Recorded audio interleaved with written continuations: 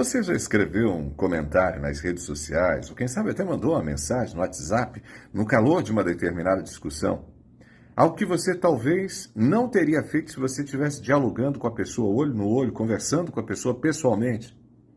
Ou será que você já recebeu uma mensagem de texto fria, dura, até um tanto agressiva, e você pensou, será que a pessoa teria o mesmo tom se estivesse olhando para mim?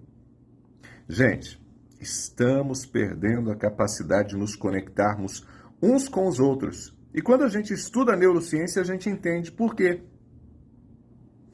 Dias atrás, numa entrevista com uma psicóloga, ela me falou algo que chamou a minha atenção. Ela falou sobre a perda do outro como referência, principalmente entre nossas crianças, adolescentes e jovens. Mas eu diria mais, essa perda que a psicóloga citou é uma perda que está afetando todos nós. Nós estamos perdendo a capacidade de ler as pessoas, porque nós passamos a maior parte do nosso tempo hoje lendo telas.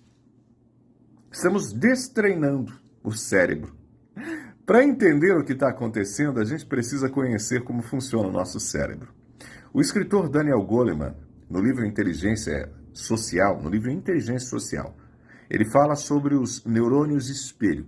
Pense nos neurônios espelho como uma espécie de Wi-Fi natural do nosso cérebro. Quando você está conversando com alguém, cara a cara, os seus cérebros estão numa dança invisível, numa conexão. Você vê uma microexpressão de dor, você ouve uma hesitação na voz, você percebe uma mudança na postura e os seus neurônios espelho disparam, simulam essa emoção dentro de você. Isso permite que você sinta uma versão do que o outro sente. Essa é a base biológica da empatia.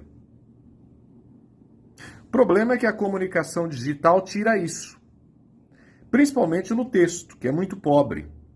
Numa conversa real, cara a cara, presencial, você tem a história completa. Você tem as palavras, você tem o tom de voz, você tem a hesitação, o sorriso, o suspiro. Já num texto de WhatsApp, por exemplo, você só tem as palavras e muitas vezes nem elas são claras, né? Porque a gente escreve muito mal. Toda essa riqueza de informação, o tom, a expressão, a hesitação, a linguagem corporal, se perde no caminho no digital. Sem esses dados humanos, os nossos neurônios espelho ficam no escuro. Eles não têm material para trabalhar. Eles precisam do contato presencial. Qual que é a consequência disso na prática, gente? A desumanização do outro. Do outro lado da tela, a pessoa deixa de ser um ser humano. Se torna um avatar, um perfil, um conjunto de palavras e imagens que a gente pode curtir, ignorar, bloquear, ou atacar, agredir. É muito fácil ser um monstro quando se está digitando para um objeto e não olhando nos olhos de uma pessoa, sentindo o que a outra pessoa sente. É por isso que vivemos uma epidemia de mal-entendidos.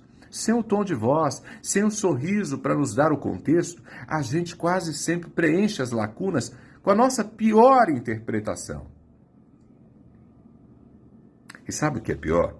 Quanto menos contato presencial, mais destreinados ficamos, mais dificuldade nós temos para entendermos a outra pessoa, para nos conectarmos com as outras pessoas. Esse funcionamento dos neurônios espelho se perde, fica comprometido. De certo modo, passamos a funcionar em sintonias diferentes, em indiferentes ao outro. É por isso que a preocupação com os jovens é tão grande, né? Eles estão aprendendo a se relacionar primariamente através de um meio que, por natureza, empobrece e atrofia a capacidade de sentir com o outro. A gente ainda, né, nós mais velhos ainda vivemos esse contato presencial. E aí, o que a gente faz? A gente desiste da tecnologia? Claro que não, né? A solução não é ser anti-tecnologia, mas usar a tecnologia como ferramenta. Isso exige de nós atitudes intencionais. Então, pegue as dicas do Ronaldo. Primeiro, hierarquize seus canais de comunicação. Se o assunto é banal, alguma coisa mais simples, tudo bem.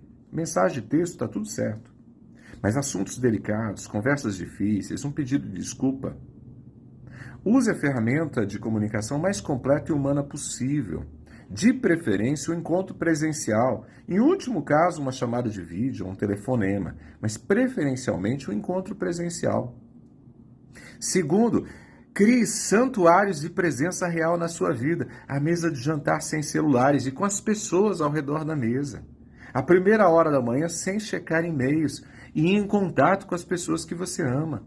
A hora de brincar com os filhos, 100% de atenção. Momentos sagrados em que os olhos se conectam com os olhos e não com telas.